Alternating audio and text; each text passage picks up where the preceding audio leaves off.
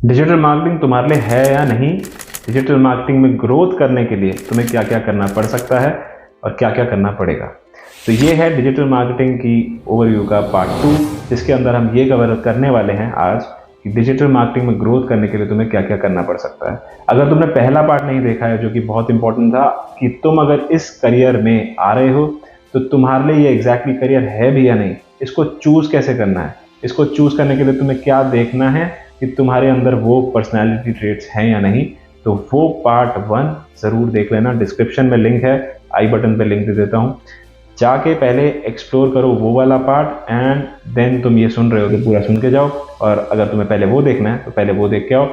Career choose कर रहे हो तो this is the most important video for you, जिसमें, क्योंकि मैंने ये वीडियो इसीलिए बनाई थी क्योंकि मैंने एक वीडियो जिसमें मैंने ये कवर किया था कि डिजिटल मार्केटिंग में मत आना अगर तुम माइंडसेट अगर तुम्हारा गलत है।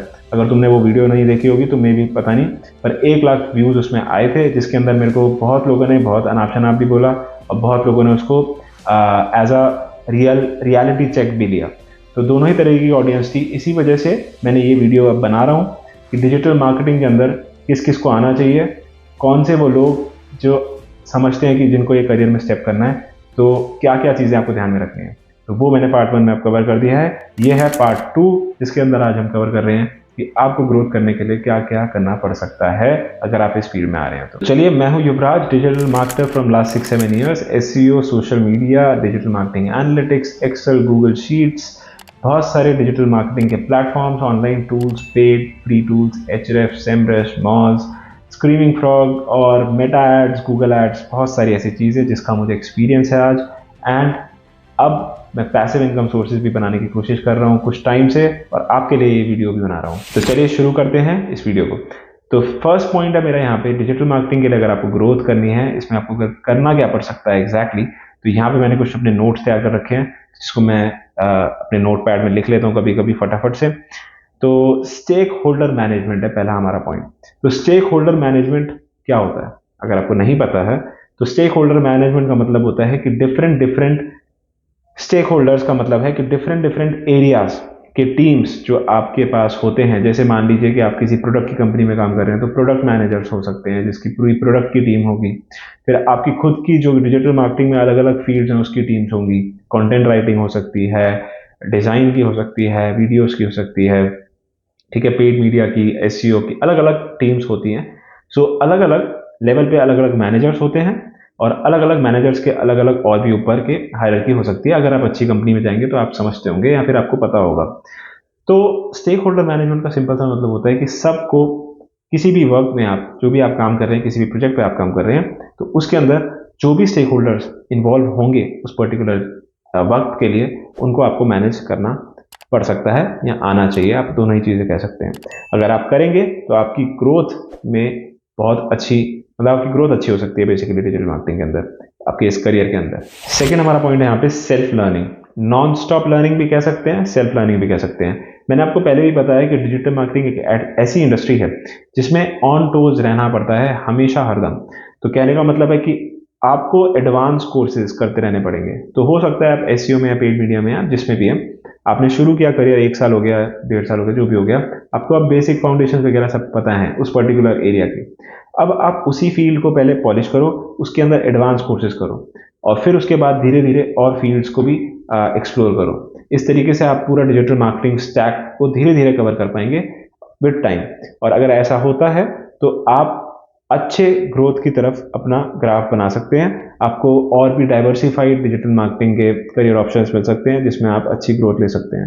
लेकिन यहाँ पे कहने का मतलब ये है कि आप चाहे पेड कोर्सेज करो, एडवांस कोर्सेज करने आपको जरूरी है। अब आप बेसिक से हट चुके हो, अब आपने बेसिक फाउंडेशन अगर बना लिया तो आपको पेड कोर्सेज की तरफ जाना पड़ेगा, जिसमें आपको एडवांस कोर्सेज चुनने पड़ेंगे। एंड इसी तरीके से आप बेसिक मतलब पेड डॉक्यूमेंटेशन, बहुत बहुत सारी चीज़ें हैं जो आप पढ़ सकते हैं, चाहे वो टेक्सचुअल फॉर्मेट में हो, चाहे वीडियोस के फॉर्मेट में हो। लेकिन जो भी है, आपको एडवांस कोर्सेज की तरफ जाना है और एडवांस चीज़ों को एक्सप्लोर करने की पूरी कोशिश करनी है, जिससे आपकी ग्रोथ में पक्का फर्क पड़ेगा। और उसी के अंदर आपको डिजिटल मार्केटिंग इंडस्ट्री ऐसी है जिसमें आपको रेगुलरली अपने आप को अपडेट रखना पड़ता है। तो आपने जरा सा भी टाइम मिस किया, कोई भी चीज़ मिस की, तो वो कंपाइल मतलब पाइल अप होती रहेगी। तो इसी वजह से अप टू डेट रहने के लिए आप कोई ऐसी चीज़ फॉलो करो, चाहे लिंक्डइन पे कुछ लोगों को फॉलो करो, चाहे ब्लॉग्स फॉलो करो, चाहे कहीं से भी कोई भी चीज़ जो भी आप पसंद करते हो वीडियोस देखो, लेकिन अप टू डेट रहने की आपको पूरी कोशिश करनी है। तीसरा पॉइंट है हमारा यहाँ पे सॉफ्ट स्किल्स। अब सॉफ्ट स्किल्स की मैं बात बहुत बारी कर चुका हूँ, आपको पता ही है कि सॉफ्ट स्किल्स क्या होती हैं। कम्युनिकेशन है, चाहे रिटर्न हो, चाहे ओरल हो, चाहे presentation, and then convincing power, मतलब आप किस तरीके से, आप जैसे मैंने स्टेक होल्डर की बात की अभी पीछे पॉइंट में, तो अगर आपको किसी स्टेक होल्डर को प्रेजेंट करना है, किसी स्टेक होल्डर को कन्विंस करना है किसी पॉइंट पे, तो आपके पास वो सॉफ्ट स्किल्स होनी चाहिए। खाली टेक्निकल स्किल्स से ग्रोथ डिजिटल मार्केटिंग में नहीं होती है, ये अच्छे से सुन लेना। टेक्निकल स्किल्स एक पार्ट है, लेकिन अगर आपको ग्रो करना है इस फील्ड के अंदर अच्छे से, तो देन आपको सॉफ्ट स्किल्स की तरफ जाना पड़ेगा। आपको अच्छी अपॉर्चुनिटीज़ मिलेगी। आपको medium scale, large scale MNCs में अगर काम करना है, तो आपको ये सॉफ्ट स्किल्स वाला एरिया कवर करना पड़ेगा। तो आप चाहे किसी भी पर्सनालिटी ट्रेट के हो, आपको ये चीज़ धीरे धीरे विद टाइम डेवलप करनी पड़ेगी। एंड इसके अंदर इंग्लिश भी आ जाती है।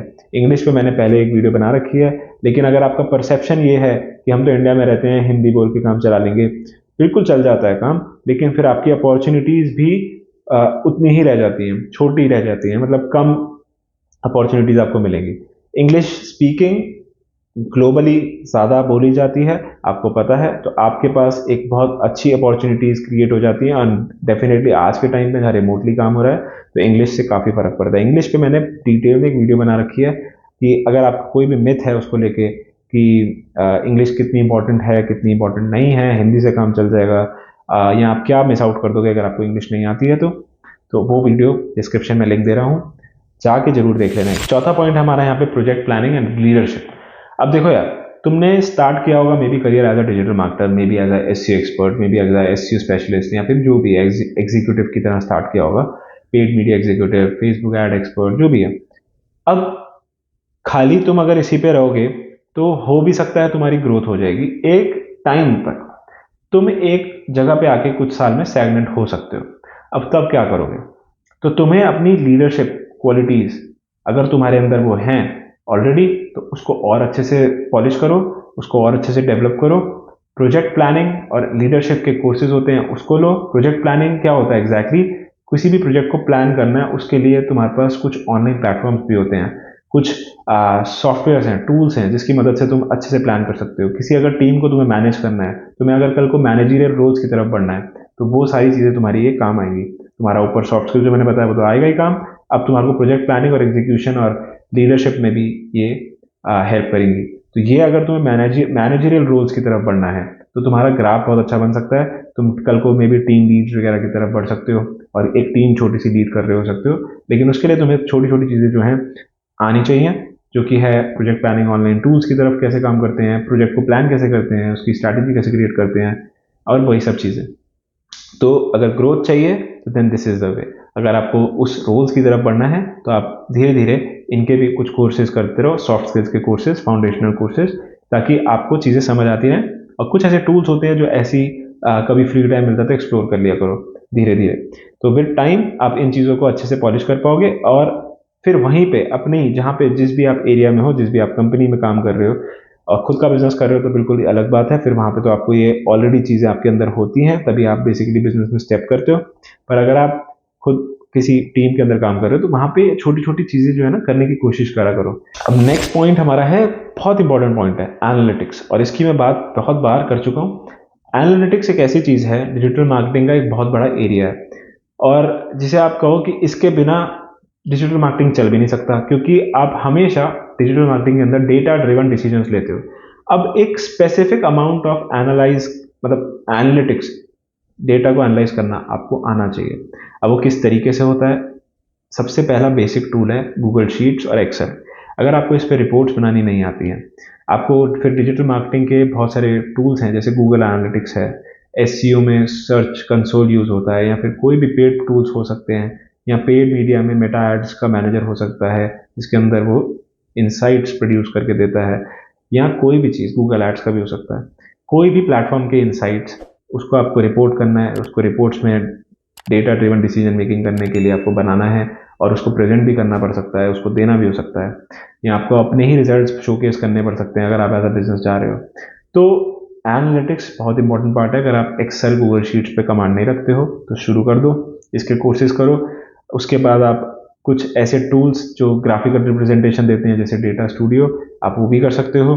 एंड कुछ और भी टूल्स हैं जिसको करना बहुत नेसेसरी नहीं है, पर वो बिल्कुल ही एक अलग फील्ड हो जाती है, जैसे पावर बीआई वगैरह है, वो एडवांस एनालिटिक्स की तरफ बढ़ जाता है। तो अगर आप वो भी करना चाहते हो तो वो लेटर ऑन स्टेजेस पे आप कर सकते हो, लेकिन बेसिक्स आपको पता होने चाहिए। एक्सेल, गूगल शीट्स की कुछ ऑटोमेशन हैं, एक्सटेंशंस हैं, वो यूज़ करके देखो। और गूगल एनालिटिक्स और ये जो टूल्स हैं मेन वो तो आपको पता ही है, ऑनलाइन में आ गए, ऑनलाइन टूल्स में आ गए, वो तो आपको करने ही करने हैं। तो ये 5 चीज़ें आपकी ग्रोथ के लिए, आपके करियर ग्रोथ के लिए डिजिटल मार्केटिंग में हेल्प करेंगी। आपका यही बेसिकली मेरा सम है, इसमें समरी है कि ग्रोथ करनी है तो ये 5 चीज़ों की तरफ बढ़ो। और अगर करियर में स्टेप कर रहे हो तो पहले पार्ट 1 देखो और डिजिटल मार्केटिंग आपके लिए है भी या नहीं, और फिर पहले ये डिसाइड करो कि है अगर, तो आपको ग्रोथ करने के लिए क्या चाहिए, वो आपको मैंने इस वीडियो में दे दिया।